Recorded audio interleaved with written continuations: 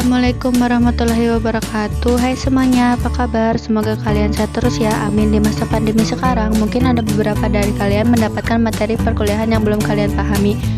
Meskipun sudah mencari dan mendapatkan materi tersebut dari internet, dosen, teman, dan lain sebagainya, kalian masih kurang paham. Baik, tanpa banyak basa-basi, langsung saja saya akan memberikan sedikit materi. Baik, ini adalah materi yang akan kita bahas, yaitu yang pertama, proses initial public offering saham perusahaan di Bursa Efek Indonesia. Yang kedua itu proses penerbitan obligasi. Baik, kita akan membahas materi yang pertama, yaitu proses initial public offering saham perusahaan di Bursa Efek Indonesia. Sebelum ke materi, di sini ada beberapa cara supaya perusahaan bisa menjadi go public lebih baik. Yang pertama itu persiapan. Tahapan persiapan itu apa saja? Yang pertama itu membentuk tim internal IPO. Yang kedua itu menunjuk PE dan profesi penunjang lainnya. Yang ketiga itu persetujuan RUPS untuk penawaran umum dan lain sebagainya. Yang kedua itu pihak pendukung. Adanya PEE peminjaman emisi efek. Yang kedua itu akuntan publik. Yang ketiga itu konsul hukum dan lain sebagainya. Yang ketiga itu ada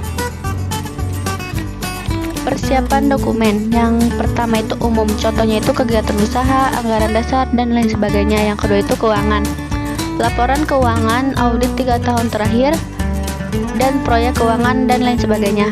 Yang ketiga itu legal, contohnya itu pendapatan dari segi hukum, konsul hukum, dan ringkasan kontrak yang material.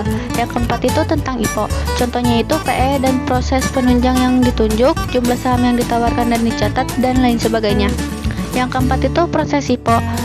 Start, masuk ke persiapan internal dokumen, masuk ke tahapan penelaan kurang lebih dari 6 minggu, permintaan atau tambahan informasi dari OJK selama kurang lebih dari 12 hari kerja. Jawaban emiten atas permintaan perubahan atau tambahan informasi selama kurang dari 10 hari kerja itu masuk ke dalam proses penyataan pendaftaran OJK dan BI. Lanjut, tahapan yang kedua itu pemasaran, kurang lebih dari 3 minggu. Terdapat pengumuman prospektus ringkas kurang dari 2 hari kerja, penyampaian informasi harga dan keterbukaan selama 7-21 hari kerja, harga final selama kurang lebih dari 3-5 hari kerja, termasuk ke dalam pemberian izin publikasi prospektus ringkas.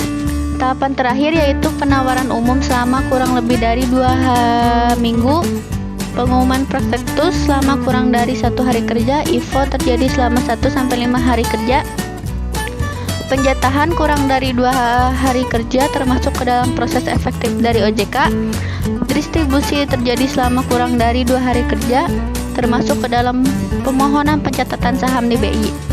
Yang kelima itu persyaratan umum pencatatan saham di BI. Terdapat papan ada beberapa kriteria termasuk good corporate governance, akuntansi dan keuangan, dan struktur permodalan. Yang keenam itu kunci sukses IPO. Yang pertama itu struktur penawaran, adanya menentukan jumlah emisi, kebijakan dividen, dan lain sebagainya. Yang kedua itu ada limiting.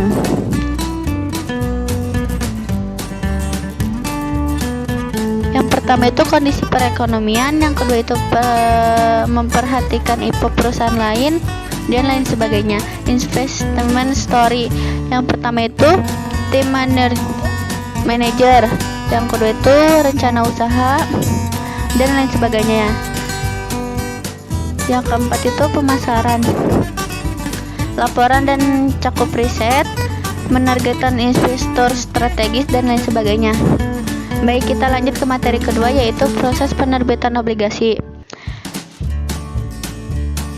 Emiten mengadakan rapat umum pemegang saham RUPS, menunjuk perjanjian emisi, underwriter, wali amanat, konsul hukum, dan lain sebagainya masuk ke IDX, perjanjian pendahuluan pencatatan efek.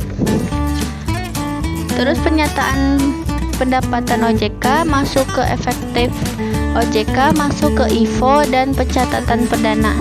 Baik, sekian materi dari saya, kurang lebihnya mohon maaf. Wassalamualaikum warahmatullahi wabarakatuh.